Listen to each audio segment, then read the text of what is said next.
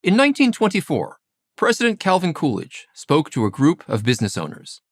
Unfortunately, the federal government has strayed far afield from its legitimate business, he told them.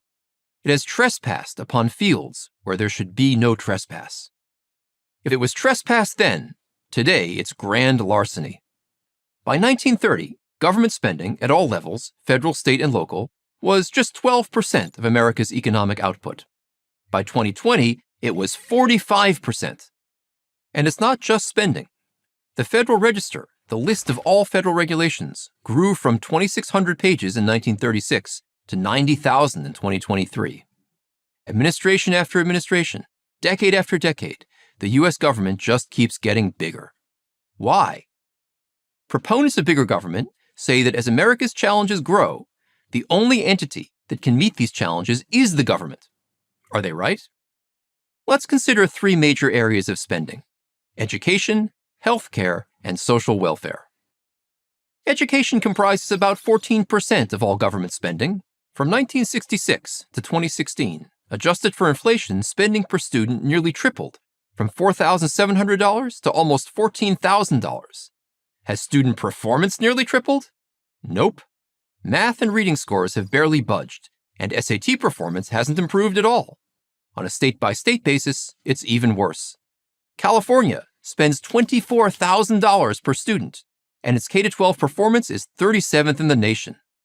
Chicago has doubled its school spending since 2012 to $29,000 per student, and test scores have plummeted.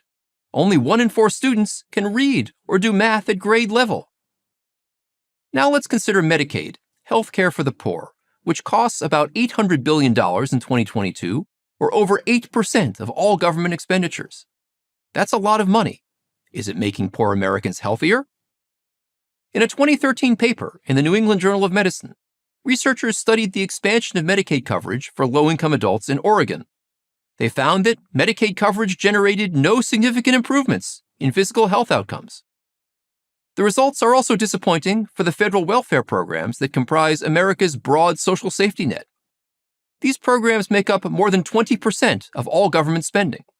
In 2022, the federal government spent $9,000 per household on 80 different welfare programs. But these programs, in addition to mind-blowing costs, have all sorts of unintended consequences.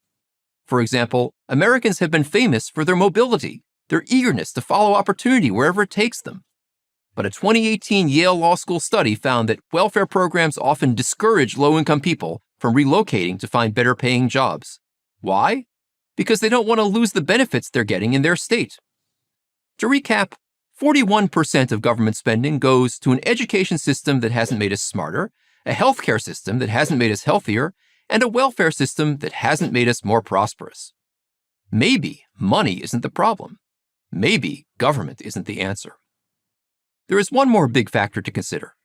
All this non-productive government spending has landed us deeply in debt.